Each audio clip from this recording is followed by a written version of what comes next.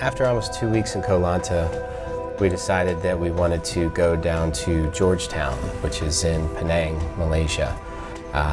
So on the last day, we arranged for a van to take us to another van to a town called Trang, and then we went to Hatyai, where we had to stay the night and hop on a train which took us to the Malaysian border in the morning. And it wasn't too long. I think the first day of the vans was kind of a pain in the ass. Super bumpy.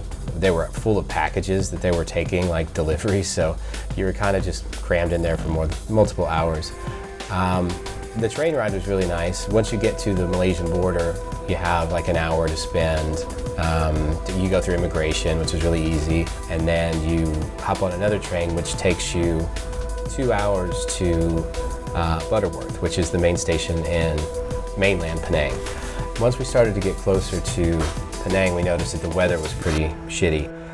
It started to get really dark, and storms around here can be pretty intense, so we knew it was going to be a little bit rough. So we were having fun on the train. Then we got close, we decided to gear up and get ready to jump out, and we got off the train and straight onto the ferry, which takes about 15 minutes to get across the water.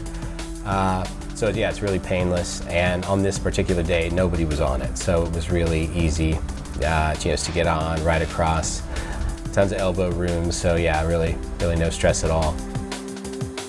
Once you get off of the ferry, you go over a little bridge, and you're in another little kind of arrivals area. You just follow the arrows, and yeah, you're in Georgetown. So we decided to head straight to our place and drop our stuff off. We hadn't seen much of the hotel. It turned out to be really nice. It's a goldsmith museum, so there was all kinds of weird shit just laying everywhere. It was also a music venue. We saw people playing sitar and acoustic guitar a couple of nights, but not really much going on. Again, it was pretty slow here. The room was really nice. It was small, felt like a tiny house off of that TV show. But it had a desk, that was cool. No windows, which sucked. After we dropped our stuff off, we decided to hit the streets again and check out some of the more famous pieces of art on the street. It was really cool. And then we went to kind of an outdoor, I think they call them hawker market. Anyway, get some food. I got some lemonade, which was super nice. Yeah, we just, it was the end of the day.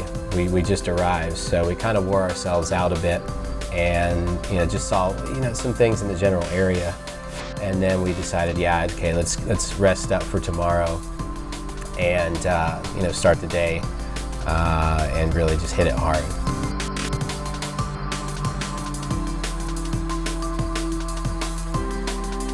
We've been paying attention to our phones on the Georgetown trip, which counts your steps and everything. And most days we're hitting like 9 or 10 miles, just walking around. Our morning routine consists of going to the Coffee Addict across the street. They have way better Wi-Fi than we have at our hotel, and they have amazing coffee, which I love. After that, we go to a local street market, get some food, and run around and grab anything we might need for the day. Water, little snacks, and things like that. On this particular day, we walked to a coast where some fishermen were, and just, we kind of walked around after that, just kind of winging it. We really didn't have any plans. But every day we decided to hit a little part of town, like a different section. This day we chose Little India. I found a lot of great music just laying around for like $0.25 per CD, and even found some, one of the shops was blasting out some pretty amazing music, and I kind of sampled it with my handheld recorder. I checked out some grocery stores too, a lot of spices and cool things like that. It smelled amazing there, and we definitely had quite a bit of food. We witnessed this parade of these little kind of like tuk-tuks. It's like it's a bicycle version of it, I guess, where you sit in the front. Then we went exploring a little bit more that afternoon. We found some other street art randomly tucked away. There were bigger pieces that you find, listed in books and maps that they give you around the city. It's really everywhere. It's pretty great. That evening we wanted to go to Kamtar Tower, which is a really big tower in the middle of the city where you can go to the 68th floor, which is a rooftop restaurant and kind of a viewing deck of the whole city. They even have like a little glass bridge that you can walk out over the city and just look down and see, well, air. It's pretty cool. So we decided to do that. First we hit the Science Center. There were a lot of interactive things you could do. Robotic arms moving a ball around. This thing where it's a wire that's bent and you have to kind of move this circle around it the entire length without touching the side. Just kind of like that game Operation when you were a kid. I sucked at it. Anna Lee, she did it the entire way with only hitting the side 4 times. So she won that one. She was really good at it. There are some other things around, bits about biology, chemistry, electricity, etc. But then we found this thing called Mind Ball, where you strap these sensors onto your head and you compete against another person. I guess whoever has the strongest brain waves, the ball rolls in your favor. So apparently, yeah, I kicked ass at Mind Ball. So that one was my game, and I would totally play it again. Next we found it looked like some sort of digital autopsy game where you kind of crop an area of this human body, and then you have little tools like a scalpel, which we didn't figure out how to work it because I tried to cut its toes off and it didn't work, so that sucked.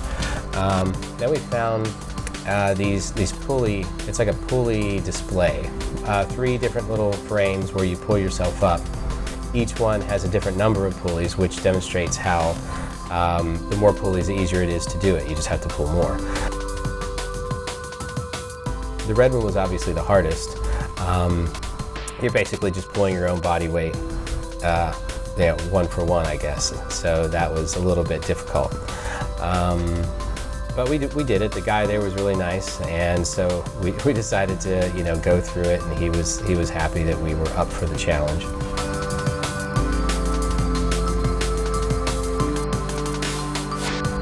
After that, we kind of walked around a little bit more, wrapping up the science place. They had a little arcade, and Double Dragon caught my attention. It's a game that I used to play as a kid.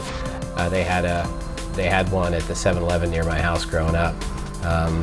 I just realized they have that red car in the garage in the beginning there. They should have just taken that from the beginning and finished all the stuff rather than walk through the mean streets. But anyway, they also had a little section where they had a kind of a museum of consoles, video games.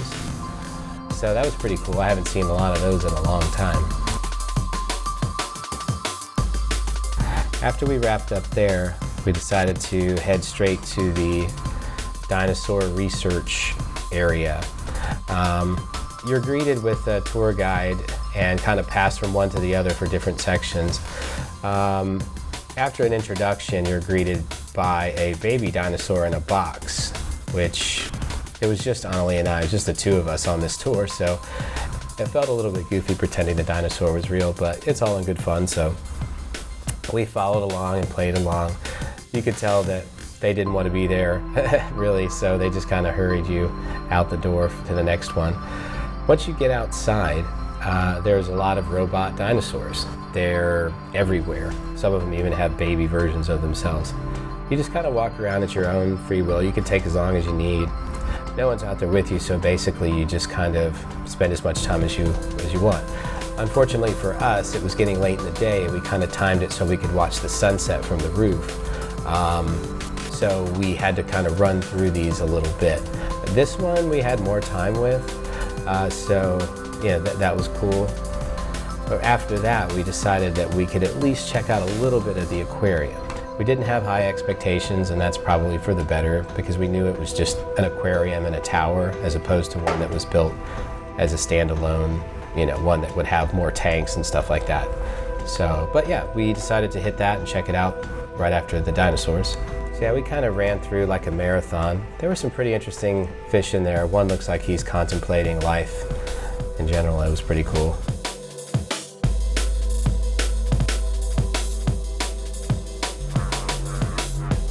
The room with the tubes in the middle looks pretty cool. They did look a little cramped in there. It felt kind of weird. Some of the fish were really cute and seemed friendly. Others seemed really grumpy and, kind of wanted us to leave. At the end, they had two little sharks that were in a tank, and the lady said, hey, you can pet it, but then she said, oh, don't put your hand in front of it or it will bite you. So I was a little hesitant, but in the end, I went ahead and pet the shark. That was the highlight of that trip. After that, we jumped on an elevator headed for the 65th floor, which is the highest that the main elevators go to, where you have a little stopover, and they show you a video about the history of the tower and just basically what it's all about. And then after that, it opens up, and that's actually a window where you can see out over into the city. Kind of run through that, and as you walk around that area, it's all enclosed, so you're not out in the open air yet. They still have a little glass window there. I didn't take my shoes off at first, which was required, so I got in trouble. But yeah, you walk around, you check it out. There's a bridge outside the window that you can kind of wear a harness and walk across if you're ballsy enough. But no, we said screw that, not happening. So yeah, we take another small elevator up 3 more floors to a little restaurant slash bar. And then you just walk straight out to the roof. Put bags on your feet so you can walk on the glass. And you queue up a bit and wait. Everybody takes a little bit of time. But yeah, once people start moving along, you walk on a glass bridge that goes out over top of the city. It's probably, it's really weird. Like you feel like you're moving up there. You're kind of swaying with the building, I guess. But even just lifting your phone or GoPro, if it's strapped to your hand, it still feels like it's gonna fly away. It's such a strange feeling up there. But it was also really peaceful. Just checking everything out. Everybody's kind of wrapping up their day down there, and it just felt really nice. And we were lucky that we had nice weather that day. They do have some seating up there, some little tables and comfortable couches you can chill and get food or drinks, whatever you want. We decided to hang out and watch the sunset, and then wait a little bit of time, just get some shots of the city with the lights on, and then head out and head back home. That's pretty much it for now. We're going to spend the week here, and we've taken a bus to Kuala Lumpur, which is like the capital and a very big city. So we will be working from our place here this whole week, pretty much non-stop. And then after that, we will take another week to kind of relax and travel a bit more and head to Langkawi, which is another island north of us. So yeah, that's it for now, and hope everything's good, and see you soon.